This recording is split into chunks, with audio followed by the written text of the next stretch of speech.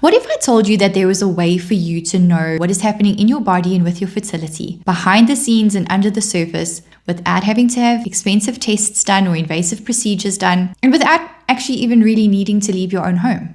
Would that blow your mind? If so, stick around and watch this video because I'm about to take a deep dive into all of that. Most people think that the only way they can tell what is going on in their bodies is by going to see a doctor and getting labs done. And this couldn't be further from the truth, especially when it comes to our menstrual cycle. There are clues that we're given month after month that tell us exactly what's going on. And this can help us see if and when we are ovulating, which helps us to time sex properly for if we're trying to get pregnant. It helps us to see if our hormones are balanced and if we're regular or irregular. And if we're noticing any irregularities, it gives us our own detailed personalized case report that we can take with us to a health professional to get sorted. These observable changes that you can see throughout the cycle are what we call biomarkers. And the ones that I'm going to be speaking about today, which are the ones that you should focus on when you are tracking your cycle, include your bleed, your cycle and phase length, your basal body temperature, your cervical position and feeling, cervical mucus changes, and lastly, associated symptoms that act as a supporting role when it comes to looking at the biomarkers. These 6 clues are essentially your body's monthly report card. And once you know how to read this report card, you can take your cycle tracking from confusion to confidence and biohack your way to getting pregnant faster. So let's jump straight into what the biomarkers are. Starting with biomarker number 1, which is your bleed. So your bleed indicates the start of a new cycle. Day 1 is the day that you have a full gushing bleed. So not spotting, like an actual red flow of blood. That's day 1 of your cycle. And there are 5 things that I want you to observe when you are looking at your blood. I call them the ABCs of your bleed. So A stands for amount. So you want to know, are you bleeding a lot or are you bleeding a little bit? B is for blood color. So is your blood a very light pink brown color or is it a dark red purple black color? C is for clots. Do you see clots present? And if there are clots, how big are they? Are they small little flaky pieces or are they actually bigger than coins? D is for duration. So how long do you bleed for? Is it for 1 or 2 days? Is it for 6 to 7 days? And E is for extras. As in, what accompanies your bleed? Do you have tender breasts? Do you have acne? Do you have mood swings, irritability, bloating? All of these things help to paint a picture of what's going on, namely with our hormones, but also with our endometrial lining. So remember that your period is a shedding of the endometrium. And the growth of your endometrium is directly under the influence of hormones, namely estrogen. So your bleed can tell you whether you've got a healthy endometrium or a very thin endometrium that's not so ideal for implantation, or if your hormones are completely out of whack. And the tools that you would need to track this biomarker is essentially your eyes and somewhere to jot down your information.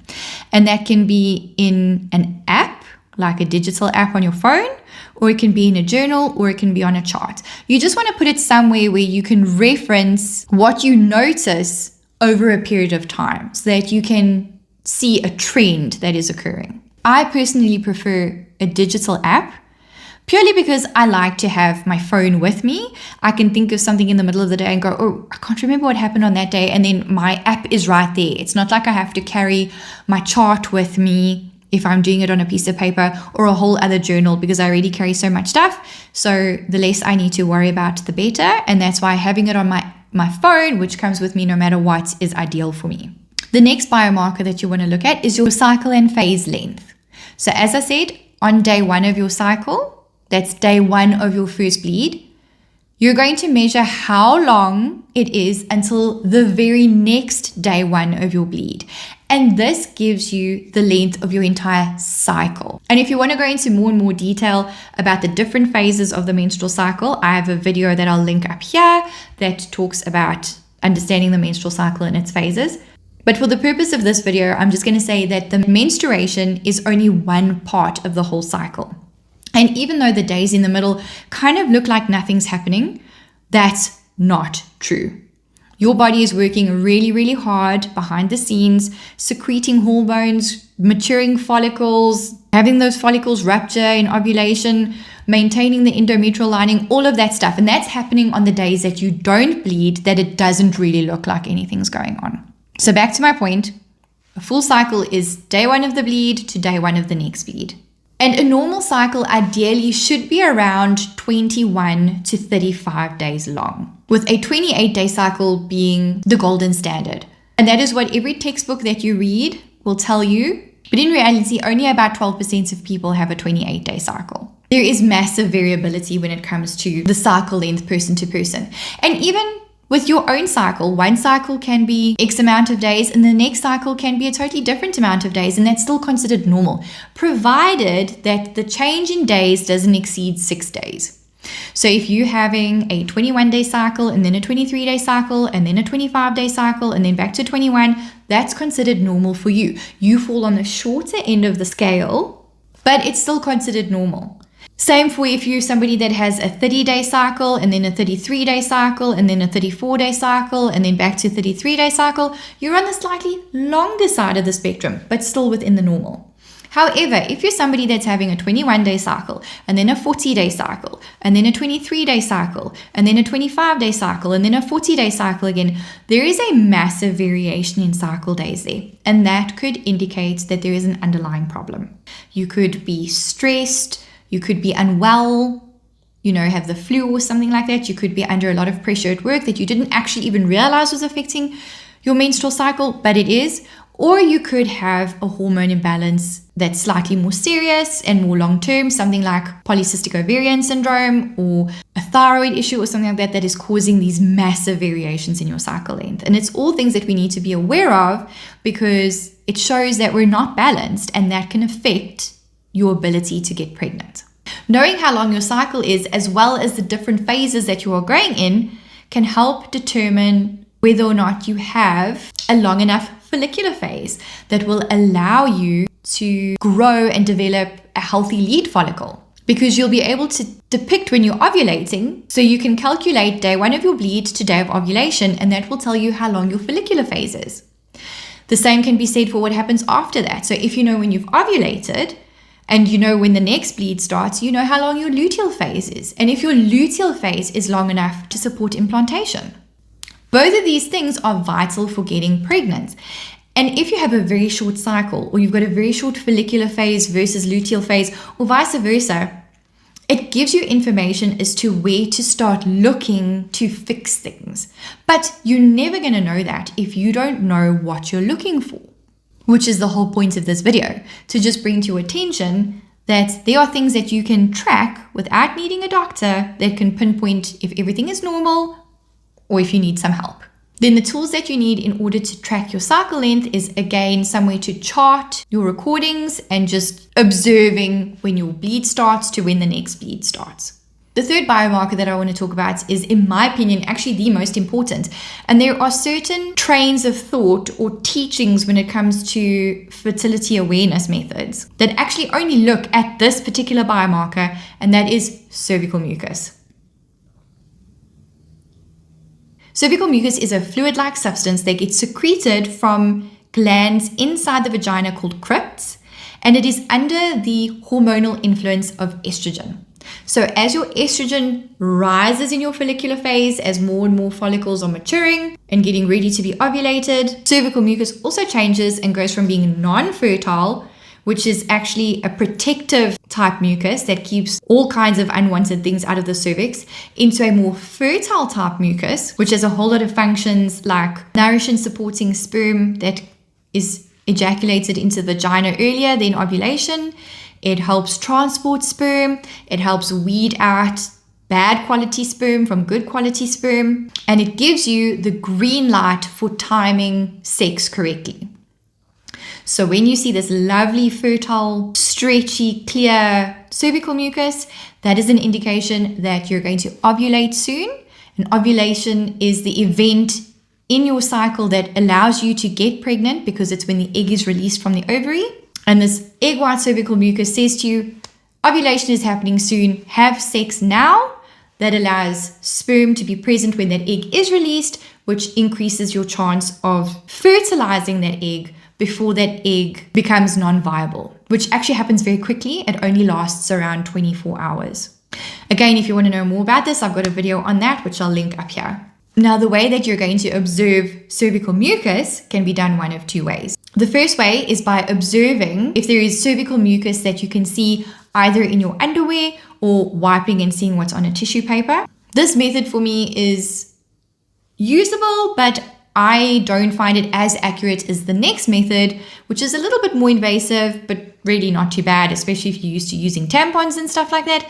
And what it requires is for you to insert a clean finger into the vagina, take it out, and actually physically touch and move and see the color, consistency, texture, and amount of cervical mucus that is present. And again, you're going to need somewhere that you can record your findings. So on a chart, in a journal, or on an app.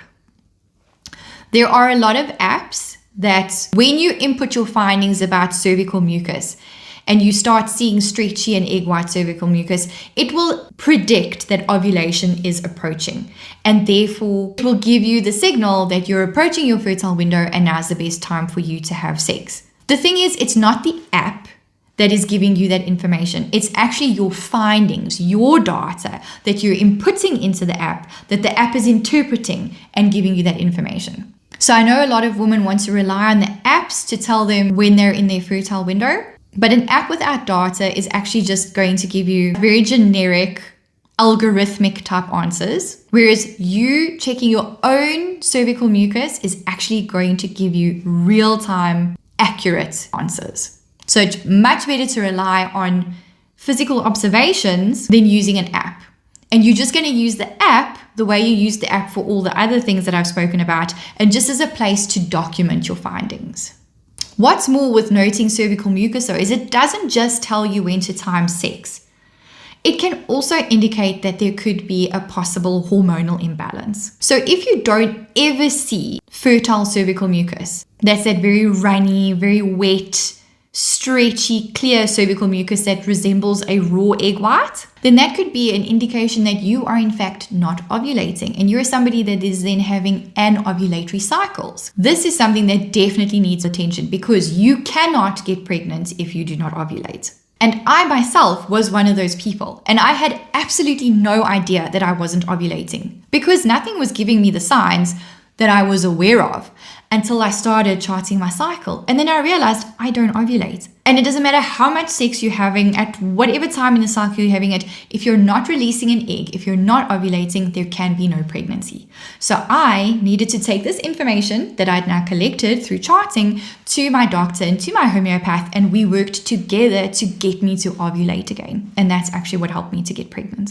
But if I had not been charting, I would never have known this information. I would have just gone forth and been having sex month after month after month and being incredibly frustrated because it's just not working. So do you see why I feel like this is such important information for if you're trying to get pregnant? The next biomarker I want to chat about is your basal body temperature, or BBT as it is often spoken about. So what your basal body temperature is the lowest temperature that your body gets to when it is at rest. So there is always stuff going on in our bodies. We've got cellular mechanisms happening all the time, and that creates heat in our bodies. Now, our metabolic rate that will affect the temperature in our bodies is under hormonal control again. So many things in our body is under hormonal control. And there are two hormones that can affect our temperatures. Number one is our thyroid hormone, and that keeps our temperatures at a normal level. If we have very low temperatures compared to the normal, that could indicate that we have a thyroid issue and our metabolism, our metabolic rate is happening so much lower.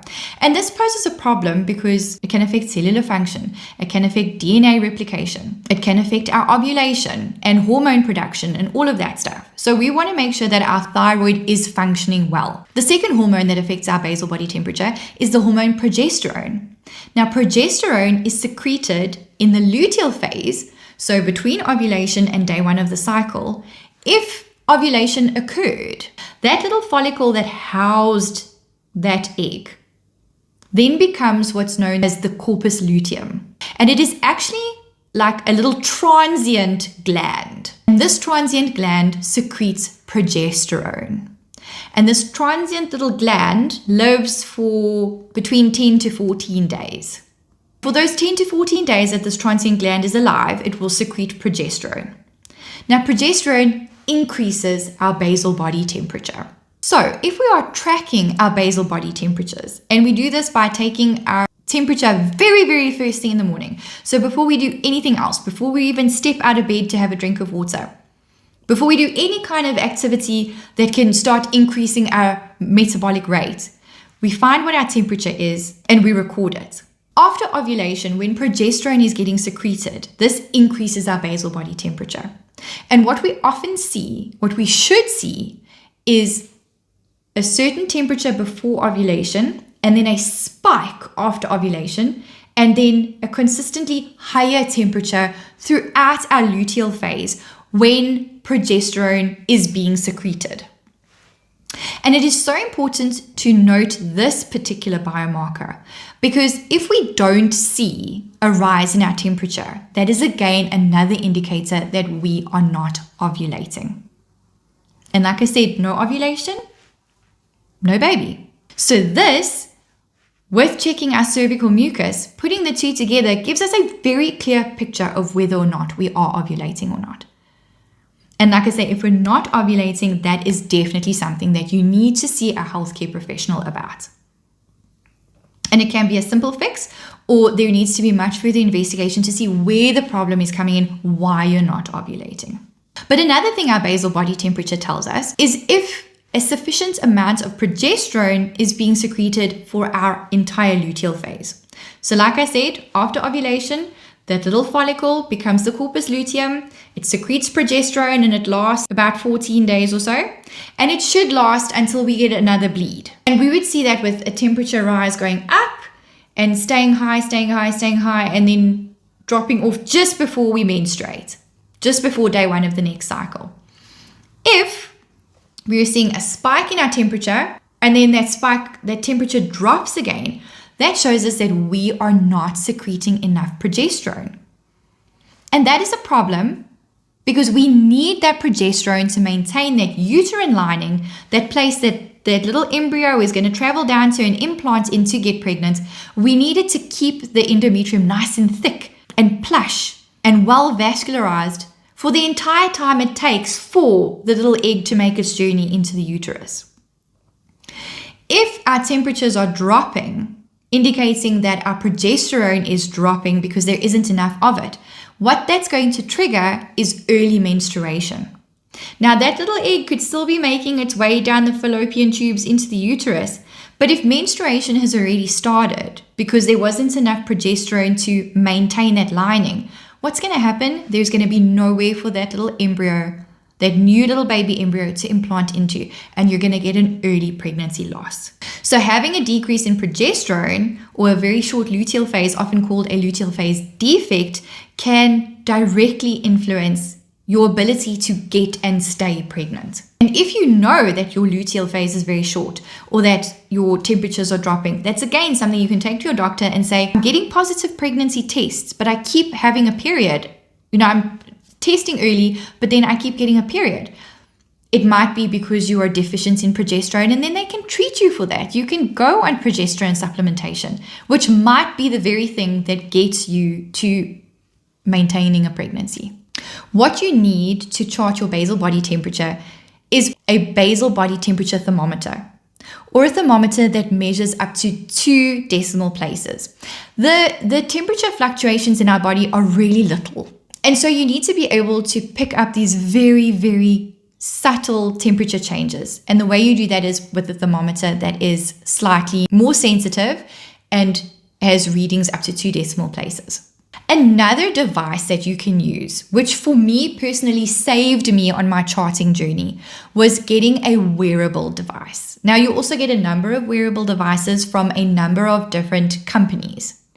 And some of them you wear as an armband, which is the one that I used. I use a temp drop.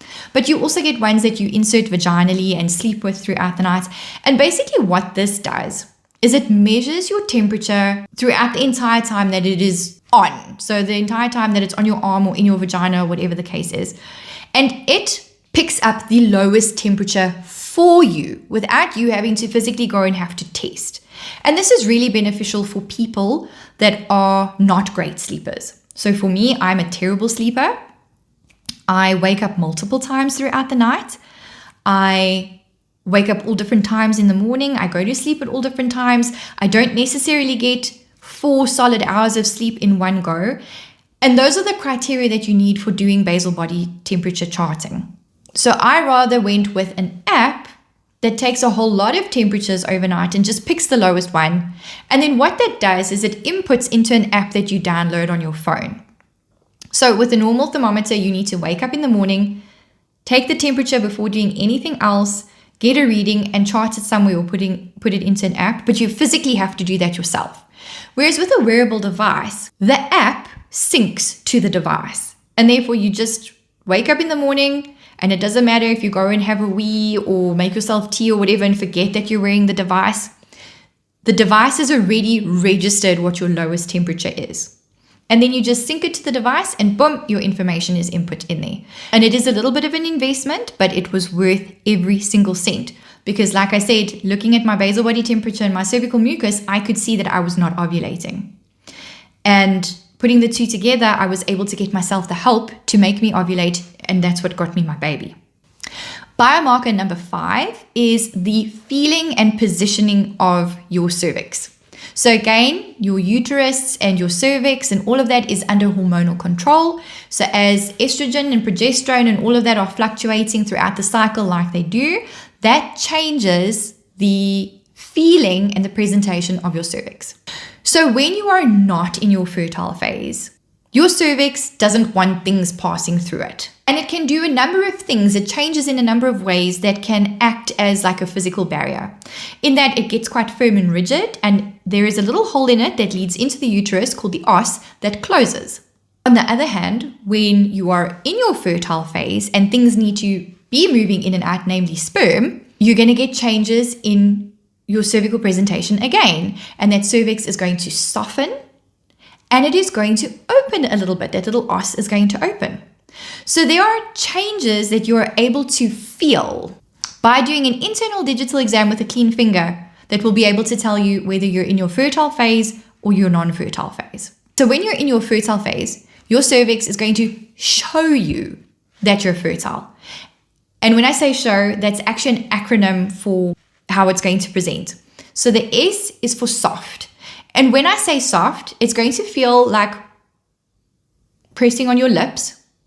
And when it's not soft, when it's hard, it's going to feel like touching your nose. So if you can feel the difference in how rigid your lips are versus your nose, that's kind of what your cervix feels like when it's fertile versus non-fertile. So then the H is for high or low. So when you're fertile, your cervix is going to sit a lot higher compared to when you're non-fertile, and the cervix is going to sit lower. And the way that you're going to tell is when your cervix is higher, it might be harder to reach with your finger because it's higher up.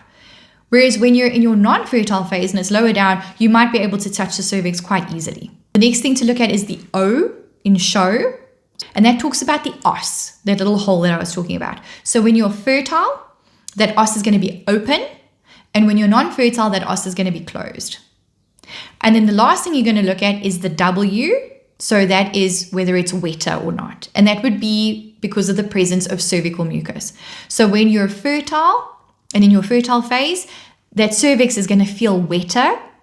Whereas when you're in your non-fertile phase, that cervix is going to feel a little more dry.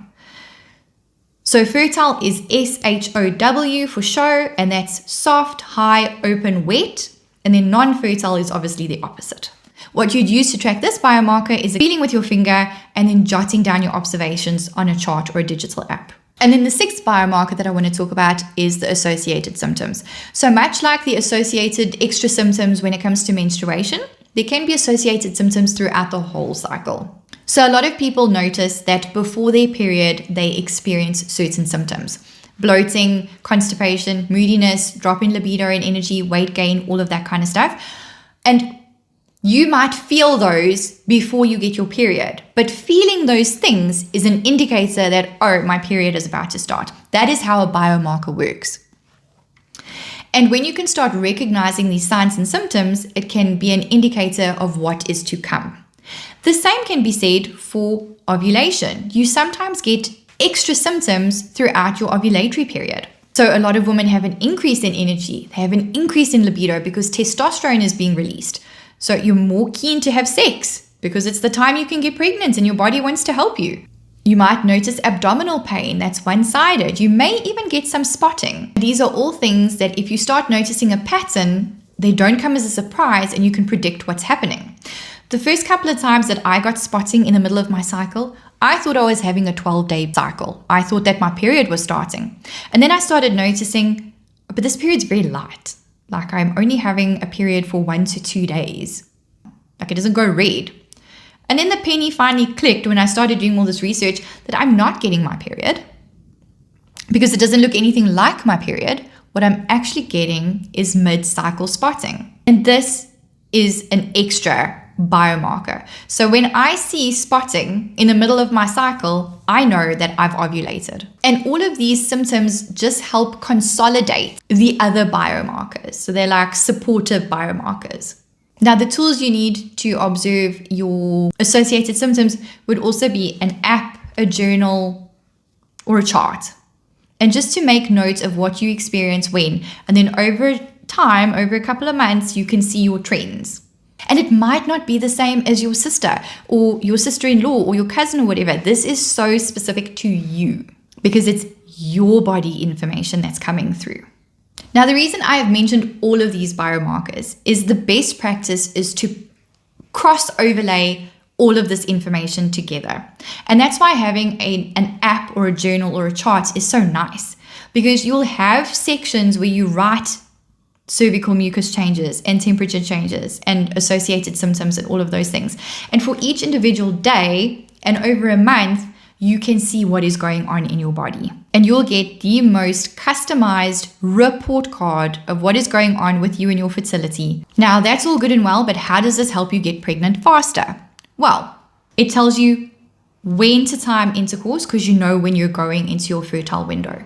It helps you confirm ovulation or see if you're not ovulating so you can get help.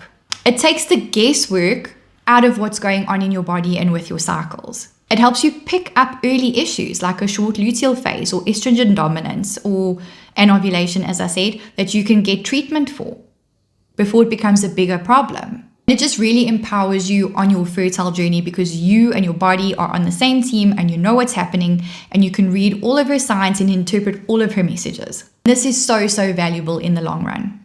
If you found this video helpful and would like a PDF guide on all of the biomarkers and how to check them correctly, I have a printable that you can download. I will leave a link for it in the description below. Out of all of the biomarkers that I've spoken about, I feel that cervical mucus is the absolute best thing that you can really chart. And if you'd like to learn more about it, which I'd really recommend if you are trying to get pregnant, then watch this next video that YouTube is going to suggest because it is going to be all about cervical mucus, how to track it, what it tells you, and how you can use it to biohack your fertility to get pregnant faster. Thank you so much for watching, and I'll see you in the next episode. Take care and bye-bye.